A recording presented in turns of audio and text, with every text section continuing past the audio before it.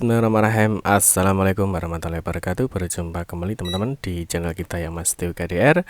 Kita teman-teman di kesempatan kali kita akan berbagi informasi kembali masih di seputar dunia pendidikan ya. Khusus untuk kesempatan kali ini seperti biasa teman-teman, kita akan mengabarkan info terbaru ya, yang mana di sini teman-teman ada surat edaran ya, tentunya per 9 Desember 2024. Nah, di sini kalau kita lihat teman-teman, surat edaran ini berasal dari Pusat Data dan Teknologi Informasi ya, dari Kementerian Pendidikan, Kebudayaan, Riset dan Teknologi, yang mana teman-teman di sini ada info penting ya bagi sekolah, siswa dan juga orang tua ya, tentunya bagi adik-adik ya, untuk yang sekarang posisinya di kelas 12 ya, tentunya ada beberapa data yang harus dicek ya untuk persiapan penerimaan mahasiswa baru ya di tahun 2025 nanti ya. Nanti kita akan memberikan informasi apa sih yang perlu diperhatikan, dan juga nanti tentunya akan ada sosialisasi ya terkait dengan seleksi nasional penerimaan mahasiswa baru ya. Untuk itu teman-teman silahkan simak video ini sampai dengan selesai.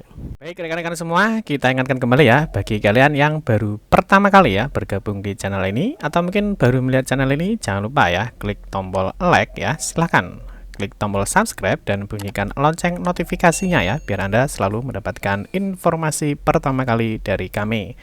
Bagi kalian yang suka baca berita, silahkan kunjungi saja di laman resmi kita masteokdr.com. Di sini kita akan berbagi informasi ya, khususnya di seputar dunia pendidikan.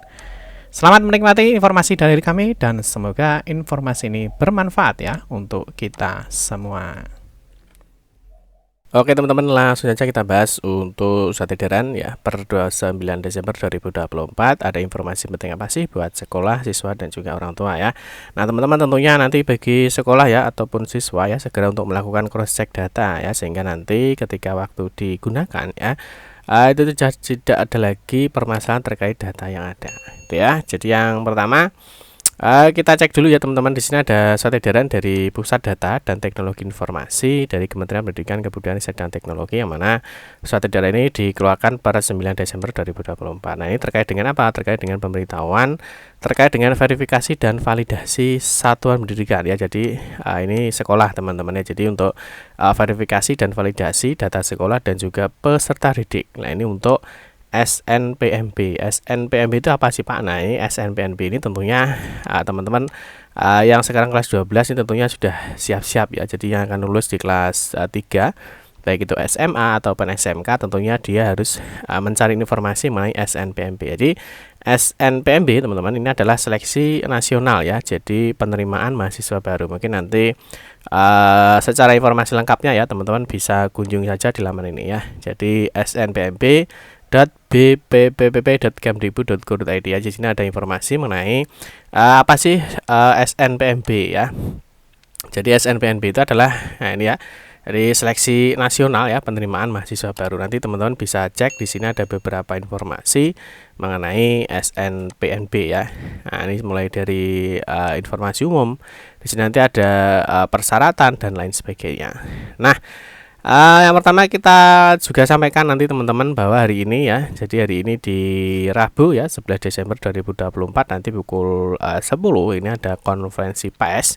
Ini terkait dengan peluncuran seleksi nasional penerimaan mahasiswa baru atau SNPMB di tahun 2025 ini, tentunya bagi adik-adik yang sekarang posisinya di kelas 9 ya atau kelas 3 yang nantinya akan mengikuti seleksi ya terkait dengan mahasiswa baru, tentunya harus mengikuti informasi-informasi update yang disampaikan melalui kanal resmi ya dari SNPMB.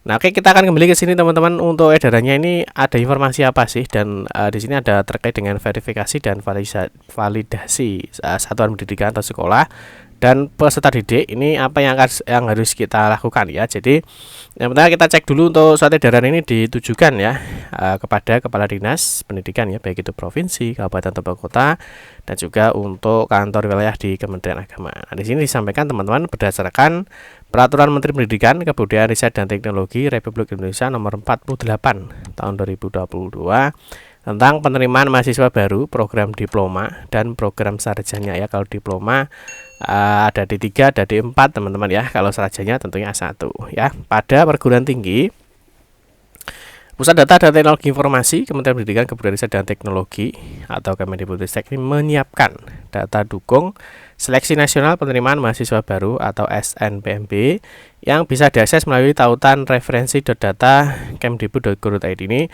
kalau teman-teman cek ya, jadi untuk referensi data tadi yang ini nanti tentunya sekolah ataupun siswa ini harus melakukan cross check data terkait dengan misalkan peserta didiknya ini masih ada residunya apa tidak ya. Misalkan di sini di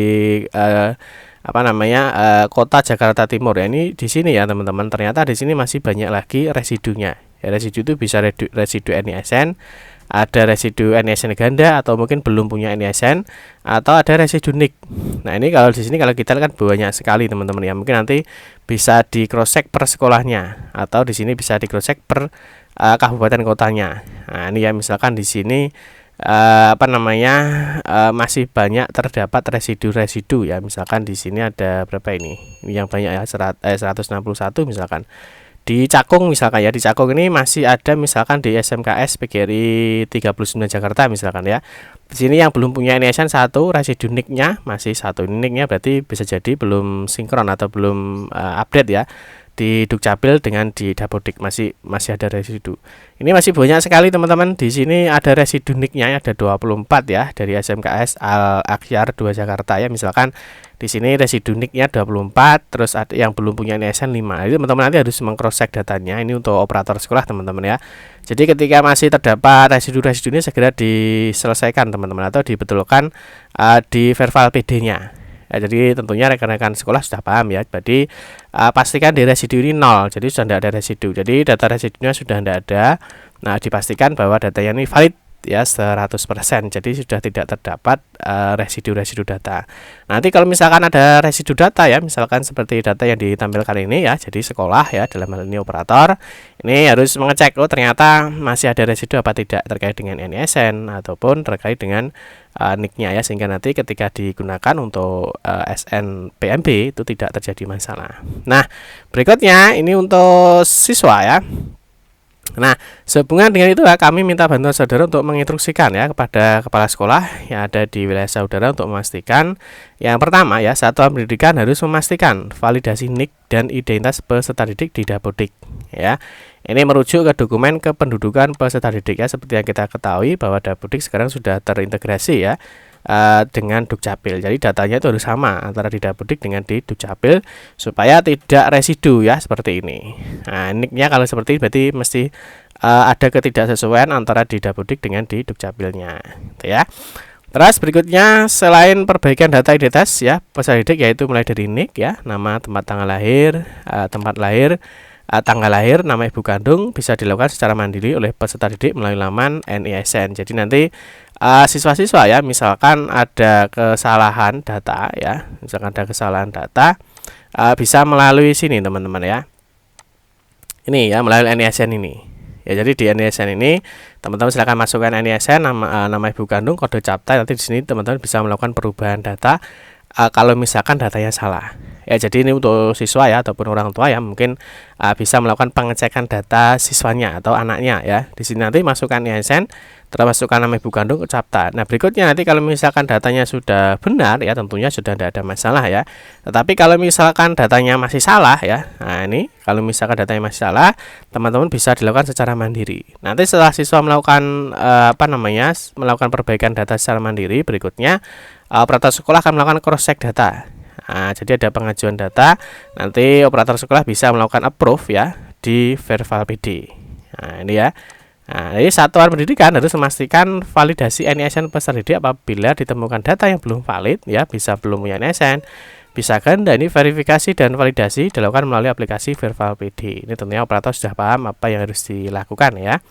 Berikutnya satuan pendidikan harus memastikan validitas data identitas satuan pendidikan ya. Ini alamatnya, NPSN-nya, data-data lainnya. Apabila terdapat data yang tidak sesuai, pemutakhiran data dapat dilakukan melalui aplikasi Verval SP ya. Jadi Verval SP ini ada titik koordinat, ada izin operasional, ada akreditasi dan lain sebagainya. Terus untuk validasi data akreditasi ya, satuan pendidikan pemutakhiran data dilakukan melalui mekanisme SNMPTN. Jadi untuk akreditasi ya. Nah, karena akreditasi kan juga penting teman-teman.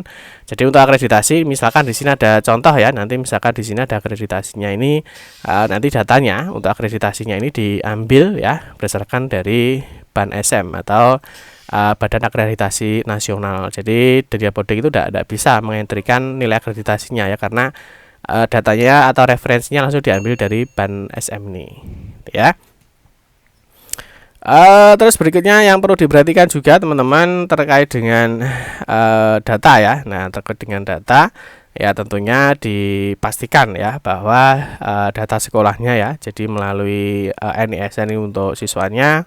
Terus mungkin teman-teman nanti bisa mempelajari juga ya informasi-informasi mengenai SNMP di sini ya, atau nanti teman-teman bisa mengikuti sosialisasinya ya hari ini. Jangan lupa ikut sosialisasi bagi adik-adik yang nanti akan melanjutkan ke perguruan tinggi ya. Tentunya nanti ada informasi di 11 Desember 2024 mengenai konferensi pers terkait dengan peluncuran seleksi nasional penerimaan mahasiswa baru atau SNMP tahun 2025 ini.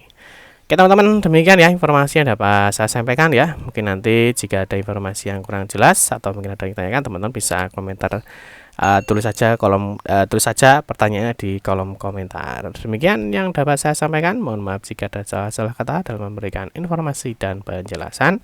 Kita berjumpa kembali di video-video berikutnya. Saya Giri, wassalamualaikum warahmatullahi wabarakatuh.